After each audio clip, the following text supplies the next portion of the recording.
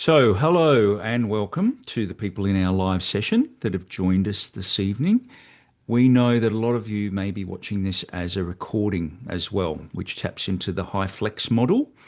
So, we have a about an hour and a half worth of activities and interactives. I have some slides. I'm going to look at Canvas. I've always, if you've got a question, if you put it in the chat, or even I don't mind being interrupted. If you put your hand up electronically, or even you know make a visual, that's fine. I like to make these sessions very conversational, and as we pointed out in the meet and greet, some of you I met at the meet and greet a couple of nights ago with Cameron. These are not lectures as such. They're structured and they're like little lessons. They're more like a little workshop type thing. And I certainly have my manner about me. This is we're joining. I'm pretending to be in a convenience store this evening because one of our personas, her name's Shazza. She works in a convenience store and she's going to TAFE to kind of expand her horizons, get some training. So we're going to talk about Shaz's learning needs as well as Marco and Priya.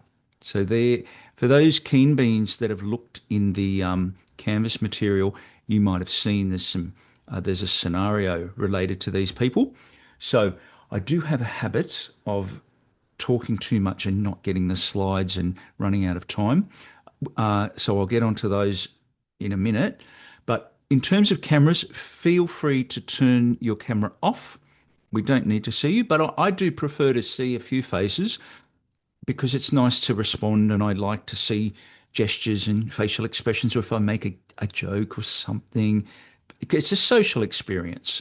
So I'm gonna, I've got these slides here, so I'm gonna just share my screen. I might share the whole desktop. That way I can uh, just do this content only. So you should be able to see my desktop, and I haven't started the slides, but when I do, there we go. Could I just get a little thumbs up if you can see the big blue design screen, or a nod? Okay, thank you. So this is designing for learning, module one, early instructional theories. So we've already started the recording. I would like to acknowledge the Gadigal people of the Eora Nation, upon whose ancestral lands the city campus now stands. I would also like to pay respect to the elders, both past and present, acknowledging them as the traditional custodians of knowledge for this land and from the various lands that you're joining from today. So we've got a welcome and an icebreaker. In this subject, we consider theories, models, processes, frameworks, lots of different schemas as part of the design process. So before we get into those, and hopefully, ideally, you would have already been engaging with some of those models, etc., on Canvas. But before we get into those, let's look at a few recent job ads and consider how they apply to real life and real jobs. So I would like you to go to Canvas and you can either download or you can just open. There's a few job ads there. In fact, this is why I didn't share. I'm sharing the whole desktop. This is in Canvas. By the way, those people, I see these votes.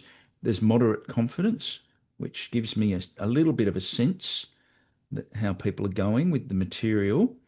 But this is our live session module one page. These are the job ads. So we've got one from Lance and Partners. I think whoever they are. This is on Seek, and there's a little bit of info about the key responsibilities. So we want to just have a little look. I'm going to ask you to open one of these. We've got another one from Tech One. We don't have one from Penrith Panthers, but we've got because what we want you to do, we've got one from a chartered accountant, the University of Sydney, and a freelance designer. What's this one? So there we go. They're kind of just examples. Cameron organised these for me. I didn't go out and find them. But what we're going to be looking at is, I'll go back to my slides. Oops. There we go.